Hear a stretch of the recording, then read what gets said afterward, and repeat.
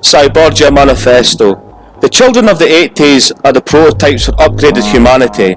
They are the children of the digital age, the children of the first generation cyborg. The concept of humanity is being transformed while postmodernism introduces a new era in art.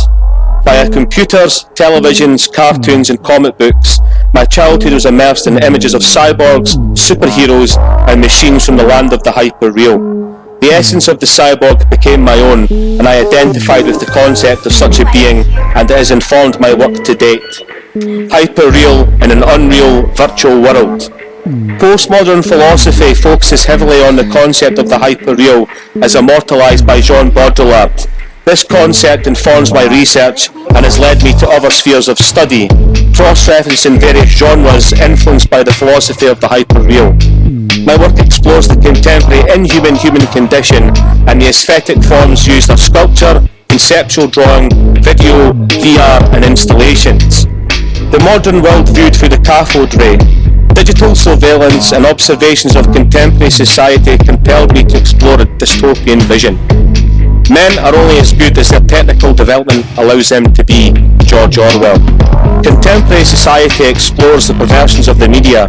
Serial killers are glorified, the news is controlled and censored, military regimes and dictatorships prevail, the dystopian vision prevails overall.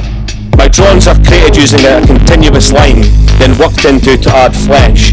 The images that are created are cyborgs and reflect in the body's dystopian descent into the world of the hyper-real.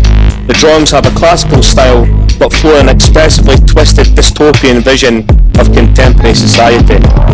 My early work concentrated on the bare bones of the cyborg. It carries no flesh. It is the basis of my work in progress. It is the naked and stark as the central feature in Duchamp's The Bright Steps Bare by her bachelor's even. The drawings are pure in cyborg without embellishment. They're infantile and simplistic in their appearance, but not in their construction, being drawn in one continuous line. A man who does not accept the conditions of life sells his soul. Charles Baudelaire. From this premise I conceived that my firstborn cyborg would interpret the modern age as I perceived it.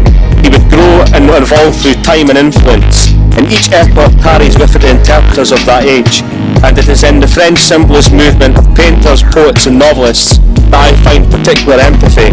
Their dystopia is veiled in grandeur, concealing in the subject matter the notion of fear of decay, which pervades their various works. In contrast, the cyborg openly displays that decay as it evolves into a continuing motif in my work. My work is of its time, before its time, and ahead of its time.